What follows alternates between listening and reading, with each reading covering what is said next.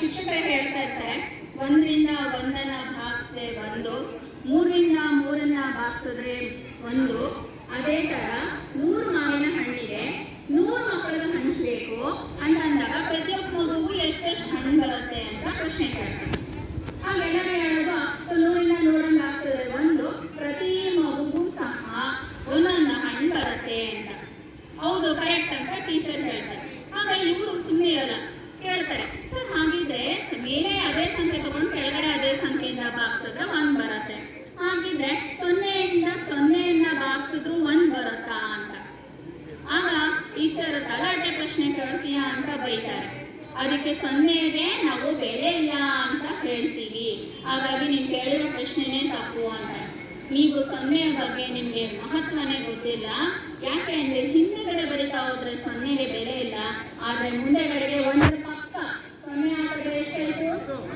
ಅದ್ರ ಪಕ್ಕ 1000. ಸೊ ಈ ರೀತಿ 0ಗಳನ್ನ ಬರೀತಾ ಹೋದಂಗೆ ಅದರ ಮೌಲ್ಯ ಏನಾಗುತ್ತೆ? ಜಾಸ್ತಿ ಆಗುತ್ತೆ. ಆಗ ಶಿಕ್ಷಕರು ಸುಮ್ಮನೆ ಆಗ್ತಾರೆ. ಇದೇ ತರ ಅವರು ಓದ್ತಾ ಇರ್ತಕ್ಕಂಥ ಕುಂಭಕೋಣಂ ಶಾಲೆಯಲ್ಲಿ ಬಹಳಷ್ಟು ತರಗತಿಗಳಿರ್ತಾವೆ. ಅವ್ರ ಟೀಚರ್ಸ್ಗೆ ಟೈಮ್ ಟೇಬಲ್ ಹಾಕೋದು ದೊಡ್ಡ ತಲೆನ. 1ನೇ ಕ್ಲಾಸ್ ಐ ಸೆಕ್ಷನ್, 2ನೇ ಕ್ಲಾಸ್ ಐ ಸೆಕ್ಷನ್, ಈಗ ಮ್ಯಾಥ್ಸ್ ಟೀಚರ್ಗೆ ಕೊಟ್ಟಿರ್ತಾರೆ. ಅವ್ರು ಯಾವಾಗ ಹೆಡ್ಮಾಸ್ಟರ್ ಡಿಸ್ಕಂತಿರ್ತಾರೆ, ಆ ಟೀಚರ್ಗೆ ಅಲ್ಲಿ ಕ್ಲಾಸ್ ಆಗ್ತಿದೆ, ಈ ಟೀಚರ್ಗೆ ಕ್ಲಾಸ್ ಆಗ್ತಿದೆ, ಕ್ಲಾಸ್ ಆಗ್ತಾ ಇದೆ ಅಂತ. ಹಾಗಿದ್ರೆ ಈಗ ಮಾಡು, ನನಗೆ ಗೊತ್ತಿಲ್ಲ ನೀನು ಏನು ಮಾಡ್ತೀಯ ಸರ್, ಮಾಡು, ನನಗೆ ನೀನು ಅರ್ಧ ಗಂಟೆಯಲ್ಲಿ ಟೈಮ್ ಟೇಬಲ್ ಸರಿ ಹೋಗ್ಬೇಕಂತ. ಅವರಿಗೆ ತುಂಬಾ ತಲೆ ಕೆಟ್ಟೋಗ್ಬಿಡುತ್ತೆ. ನಾವೇನ್ ಮಾಡ್ತಾರೆ, 5ನೇ ತರಗತಿಯಲ್ಲಿ ಓದ್ತಾ ಇರ್ತಕ್ಕಂಥ ಶ್ರೀನಿವಾಸ ರಾಮಾನುಜನ್ ಅವ್ರನ್ನ ಕರ್ಕೊಬರ್ತಾರೆ. ಕರ್ಕೊಬಂದು ಟೈಮ್ ಟೇಬಲ್ ಹಾಕಿರೋನ ಅವ್ರ ಮುಂದೆ ಇಟ್ಬಿಟ್ಟು ಯಾವ್ಯಾವ ಟೀಚರ್ ಇದ್ದಾರೆ, ಯಾವ್ಯಾವ ಕ್ಲಾಸಸ್, ಎಷ್ಟು ಸೆಕ್ಷನ್ಸ್ ಇದೆ ಅಂತ. ಸೊ ಕೊಟ್ಟಿದ್ದ 10 ನಿಮಿಷದ ಒಳಗಡೆ ಎಲ್ಲ ಟೈಮ್ ಟೇಬಲ್ ಸರಿ ಮಾಡ್ಕೊಡ್ತಾರೆ. ಅಷ್ಟು ಬುದ್ಧಿವಂತಿಕೆ.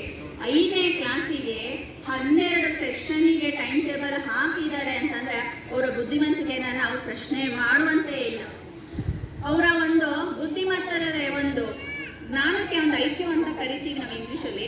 ಅವ್ರದ್ದು ಐಕ್ಯೂ ಪಾಯಿಂಟ್ ಬಂದು 185.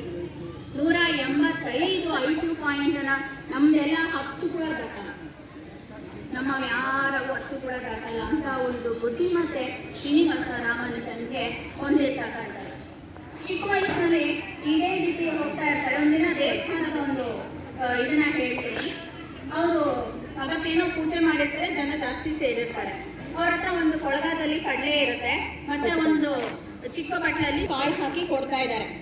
ಕೊಳಗ ಬಂದು ಸಿಲಿಂಡರ್ನ ಹೋಲುತ್ತೆ, ಇನ್ನೊಂದು ಬಂದ್ಬಿಟ್ಟು ಅದು ಕೂಡ ಸಿಲಿಂಡರ್ನ ಹೋಲುತ್ತೆ. ಆದ್ರೆ ಅವರು ಇವ್ರಿಗೆ ಕೊಡ್ತಿರ್ತಾರಲ್ಲ, ನಾವು ಅದನ್ನ ಶಂಕುವಿನ ಭಿನ್ನಕ ಅಂತ ಕರಿತೀವಿ. ಆ ಕಪ್ಸಲ್ಲಿ ಕೊಡ್ತಾರಲ್ಲ ಅದನ್ನ ಶಂಕುವಿನ ಭಿನ್ನಕ. ಅವರು ಇವರಿಗೆ ಕಾಳು ಪ್ರಸಾದ ಕೊಟ್ಟಿರ್ತಾರಲ್ಲ, ಆ ಕಾಳಿನ ಪ್ರಸಾದವನ್ನ ಲೆಕ್ಕ ಹಾಕ್ಬಿಟ್ಟು, ನಿಮ್ಮ ಹತ್ರ ಈ ಕೊಳಗ ಇದೆ, ಇಷ್ಟು ಎಕರ ಇದೆ, ಇದ್ರೊಳಗಡೆ ಇಷ್ಟು ಕಾಳಿದೆ, ಇಲ್ಲಿ ಬಂದಿರ್ತಕ್ಕಂಥ ದೇವಸ್ಥಾನದಲ್ಲಿ ಇಷ್ಟು ಜನ ಭಕ್ತಾದಿಗಳಿದ್ದಾರೆ, ನೀವು ಇದೇ ತರ ಹಂಚ್ತಾ ಹೋದ್ರೆ 7 ಜನಕ್ಕೆ ಸ್ವೀಟ್ ಸಾಕಾಗಲ್ಲ, 8ರಿಂದ 9 ಜನಕ್ಕೆ ಕಡಲೆಕಾಳು ಸಾಕಾಗಲ್ಲ ಅಂತ ಹೇಳ್ತಾರೆ. ಆಗ ಅಲ್ಲಿರ್ತಕ್ಕಂಥ ಅರ್ಚಕರು ಇವ್ರನ್ನ ಬೈತಾರೆ, ನಾನು ಇಷ್ಟು ವರ್ಷದಿಂದ ಅರ್ಚಕರಾಗಿದ್ದೀನಿ, ನನಗೇ ಹೇಳ್ತೀಯ ಅಂತ.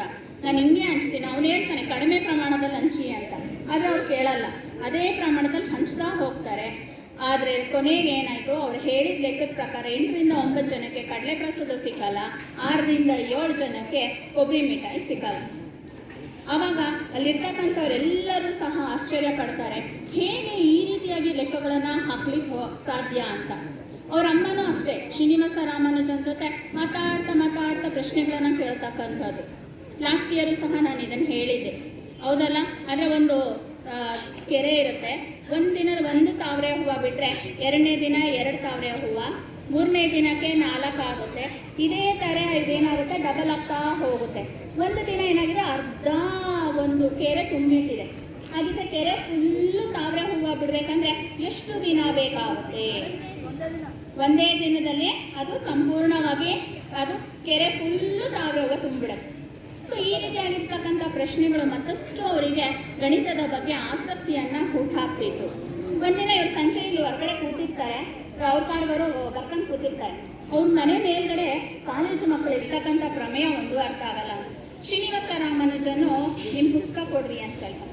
ಇದು ನಮಗೇ ಅರ್ಥ ಆಗಲ್ಲ, ನೀನಿನ್ನ ಚಿಕ್ಕ ಹುಡುಗ, ನಿನಗೆ ಇದರಲ್ಲಿರ್ತಕ್ಕಂಥ ಒಂದು ಇದನ್ನು ಅರ್ಥ ಮಾಡ್ಕೊಳ್ಳಿಕ್ಕಾಗತ್ತಾ?